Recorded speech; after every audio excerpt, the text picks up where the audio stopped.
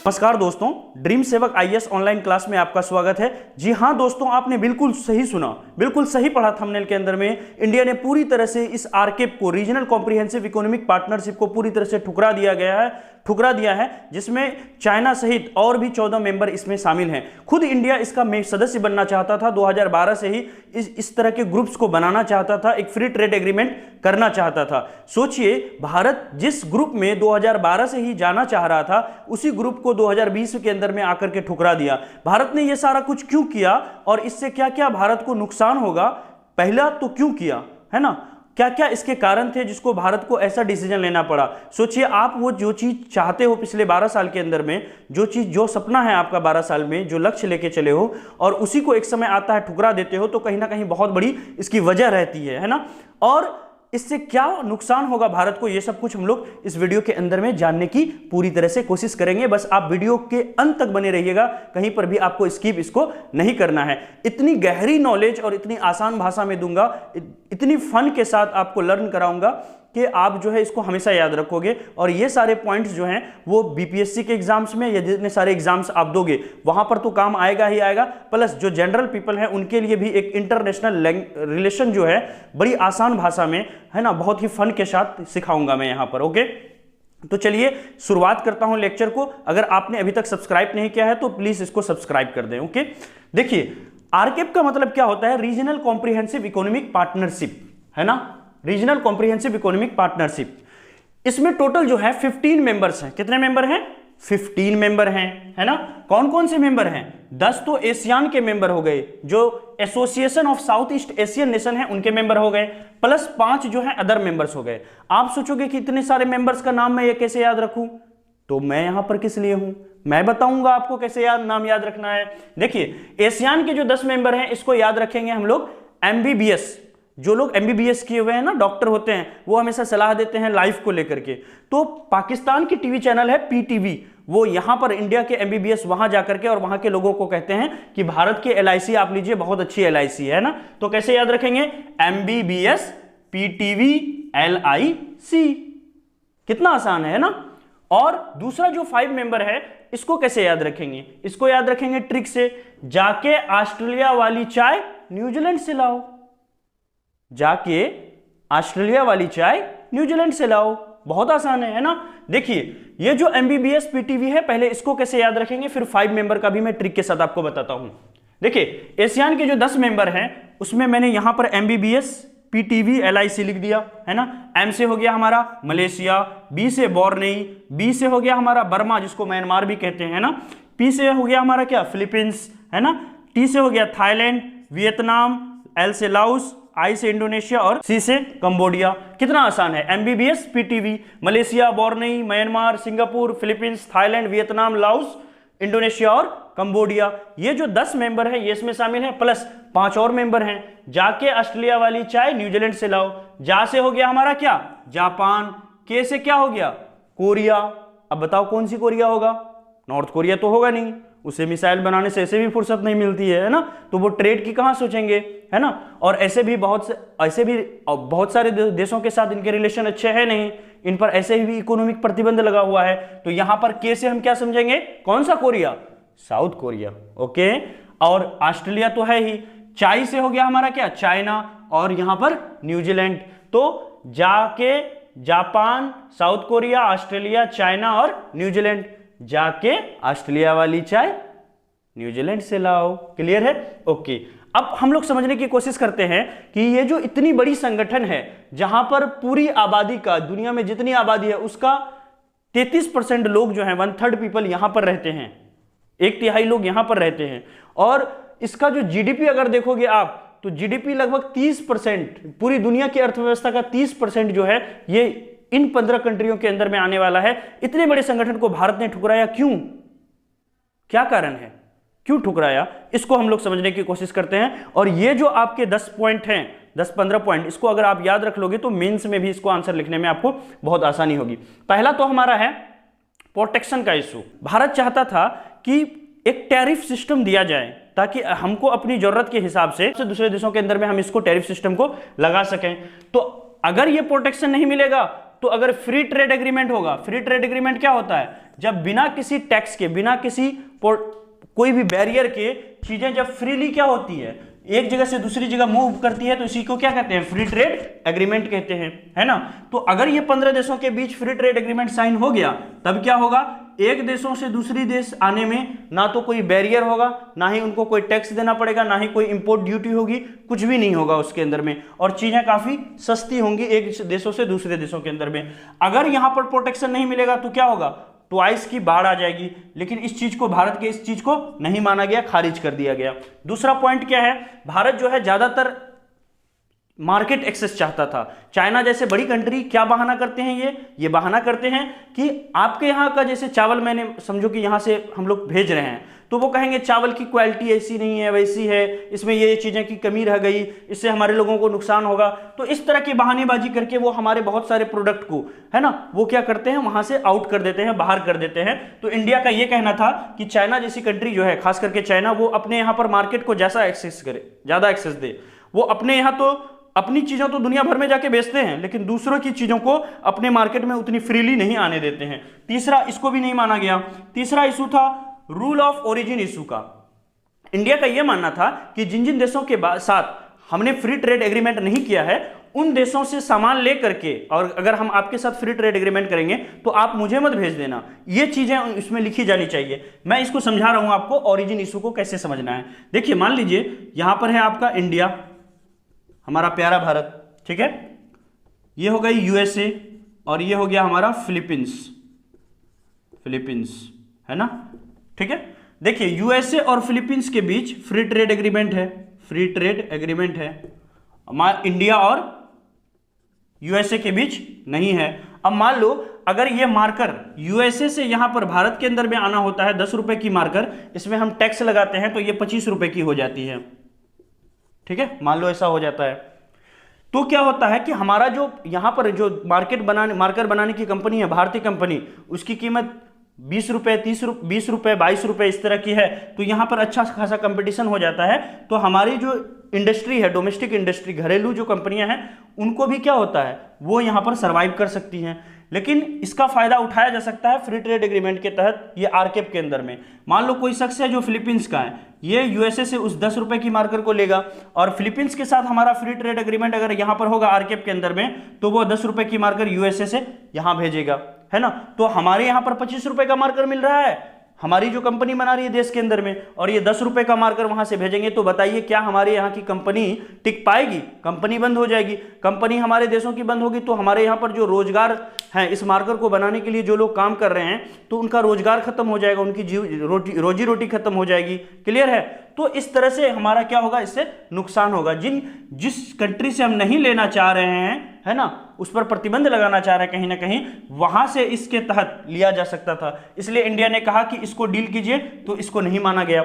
Next है हमारा, India कुछ प्रोडक्ट पर टैरिफ कम नहीं करना चाहता था, जैसे मिल्क प्रोडक्ट पर, और उसमें कहा गया कि आपको इस पे करना पड़ेगा, है ना।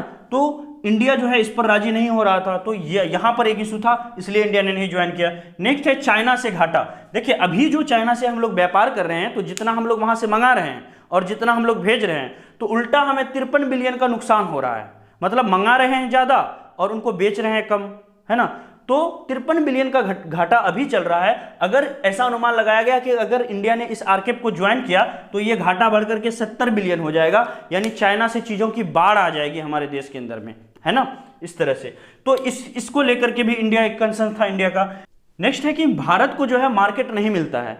भारत तो 130 करोड़ लोगों का बहुत बड़ा मार्केट है, यहां पर वो लोग आके बेचते हैं, लेकिन हमारे प्रोडक्ट जो है वहां पर उतना उनको वहां पर फ्रीली मूव नहीं किया जाता है, उतना उनको वहां पर नहीं मिलता है। ओके, नेक्स्ट है हमारा, घरेलू इंडस्ट्री को काफी ज्यादा नुकसान होता है, जैसे डेयरी प्रोडक्ट। न्यूजीलैंड का जो डेयरी है वो काफी सस्ता है वहां पर, है ना, और उनके प्रोडक्ट काफी अच्छे होते हैं। तो सस्ती चीजें न्यूजीलैंड से अगर यहां पर आ जाएंगी भारत के अंदर में, तो हमारे छोटे छोटे दूध के उत्पादन करते हैं, है ना, मिल्क प्रोडक्ट बनाते हैं, जैसे आपने सुधा का, मदर डेयरी का नाम सुना होगा, ये सबको कहीं ना कहीं ये पूरी इंडस्ट्री डूब जाती है हमारे यहाँ की, चल नहीं पाती। सस्ते दूध यहाँ के लोग खरीदते और हमारी देसी जो इंडस्ट्री थी वो पूरी तरह से बर्बाद हो जाती, तो काफी ज्यादा इसका नुकसान होता है भारत के ऊपर पे, ठीक है।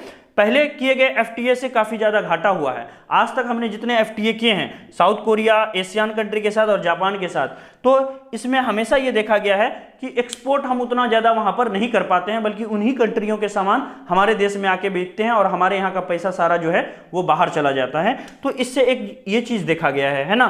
और एक्सपोर्ट अगर यहाँ पर देखेंगे, आप डेटा देखेंगे तो 15% का एक्सपोर्ट है, भेज पाते हैं, और 35% का हम मंगा रहे हैं इन कंट्रियों के साथ में। अगर यहां पर पूरी तरह से फ्री ट्रेड एग्रीमेंट कर दिया जाए तो आप साफ साफ देख रहे हैं 35% का क्या हो रहा है, मंगा रहे हैं, तो ये और बढ़ जाएगा, हो सकता है ये 60% तक चला जाए, तो इससे काफी ज्यादा नुकसान होगा, इसलिए भी इंडिया ने यहां पर ज्वाइन नहीं किया। नेक्स्ट है country specific tariff schedule. India चाहता था कि अलग देश के लिए अलग टैरिफ का सिस्टम होना चाहिए। जैसे चाइना से यहां पर काफी ज्यादा टॉयज का या खिलौने का या फिर सस्ती चीजों का बाढ़ आ सकता है ना, इतनी चीजें वो यहाँ पर मार्केट में उतारेंगे भारत की कंपनियों के, कि भारत की घरेलू जो चीजें हैं वो खत्म हो जाएगी, इंडस्ट्री खत्म हो जाएगी। तो एक कंट्री स्पेसिफिक चीजें चाहती थी, उनको भी नहीं माना गया, तो इसलिए भी इंडिया ने क्या किया, ज्वाइन नहीं किया। नेक्स्ट है हमारा कि सर्विस पर इंडिया कहता था कि आप लोग सिर्फ प्रोडक्ट की बात कर रहे हो, अरे सर्विस पे भी तो फोकस करो। इंडिया के इतने अच्छे अच्छे इंजीनियर हैं, इंडिया के अंदर में इतने सस्ते इंजीनियर मिलते हैं, है ना, इतने अच्छे प्रोफेशनल्स हैं हमारे, इतने अच्छे हमारे ह्यूमन रिसोर्स हैं। हम चाहते हैं, इंडिया ये चाह रहा था कि चाइना जैसी कंट्री के अंदर में हमारे जो है 1-2 लाख में जाकर के वर्कर्स वहां पर काम करें और वहां से अर्निंग करके, गुड्स में तो हम चाइना से कहीं ना कहीं नहीं सक पा रहे हैं, पीछे रह पा रहे हैं। वो काफी सस्ती चीजें बना रही है, दुनिया भर की इंडस्ट्रीज उसके पास है, वो वहां के लोगों को का एक्सप्लॉयटेशन करते हैं, है ना, बहुत कम पैसे में खटाते हैं, बहुत कम पैसे देते हैं। लेकिन यहाँ पर तो नहीं है, यहाँ पर बहुत सारे लेबर लॉज हैं, इसके वजह से चीजें यहाँ पर महंगी बनती है।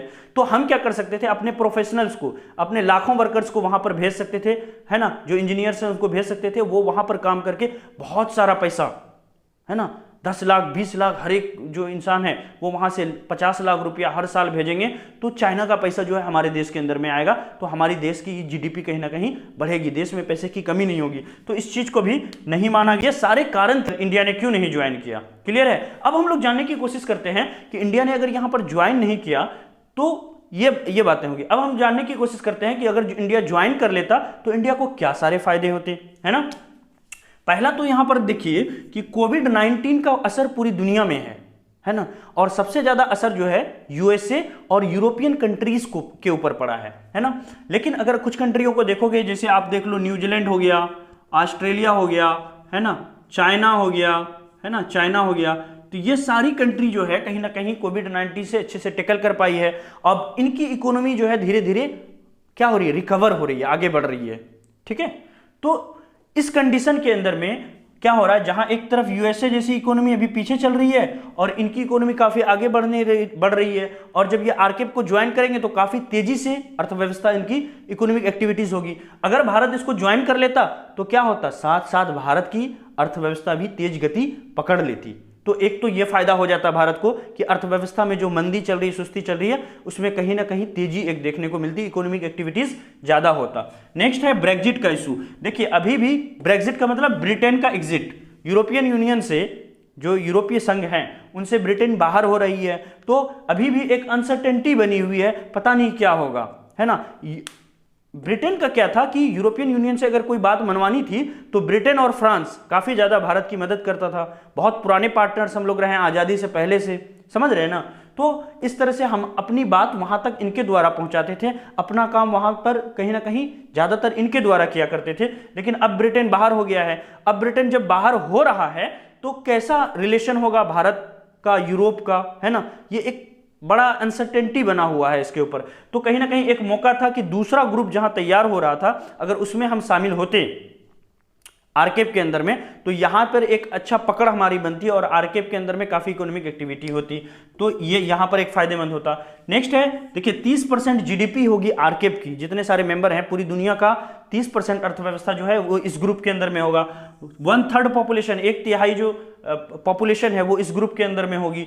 तो इससे यहां पर क्या होगा, जॉब क्रिएशन काफी ज्यादा होगा इकोनॉमिक एक्टिविटी होने से, गरीबी जो है वो जल्दी यहां पर खत्म होगी। अगर इकोनॉमिक डेवलपमेंट होगा तो स्वाभाविक सी बात है। तो इससे क्या होता कि भारत को भी काफी ज्यादा फायदा होता, जॉब क्रिएशन होता, इंक्लूसिव डेवलपमेंट यहां पर देखने के लिए मिलता। तो ये तीसरा पॉइंट हो गया, भारत को फायदा होता। नंबर 3 4 है ना, देखिए भारत ने कहीं ना कहीं चाइना को लेकर के और इनकी जो ये डिमांड है नहीं मानी गई उसको लेकर के, लेकिन वियतनाम को अगर देखें तो वियतनाम और चाइना का 36 का आंकड़ा है। साउथ चाइना सी आपने देखा होगा, तो वहां पर जैसा कि मैप पे देख रहे हैं ये साउथ चाइना सी है, ठीक है, तो देख रहे हैं ना, तो वियतनाम के ऊपर, वियतनाम और चाइना में 36 का आंकड़ा है। फिर भी वियतनाम ने सोचा कि अगर एक पल के लिए साउथ चाइना सी के डिस्प्यूट को हटा दिया जाए, चाइना से जो झगड़ा है उसको दरकिनार करके सोचा जाए, तो यहां इस ग्रुप में शामिल होने का अपना एक अलग ही फायदा है ना, काफी ज्यादा विकास होगा वियतनाम का भी। तो ये चीजें सोच करके वियतनाम जो है वो इस ग्रुप में शामिल हो गया। तो क्या होता है, अब चलते हैं हम लोग कंक्लूजन के अंदर में, ठीक है। देखिए फाइनल एग्रीमेंट जो है में जब बना तो उसमें भारत का पूरी तरह से क्या किया गया, ख्याल रखा गया। जैसे रूल ऑफ ओरिजिन का जो इशू था, यहां पर देख रहे हैं आप, है ना, ये रूल ऑफ ओरिजिन को, इसको एड्रेस किया गया, इसमें बातें शामिल की गई। जो ट्रेड और ट्रेड इन सर्विस था कि सर्विस का भी ट्रेड होना चाहिए, उसको भी शामिल किया गया।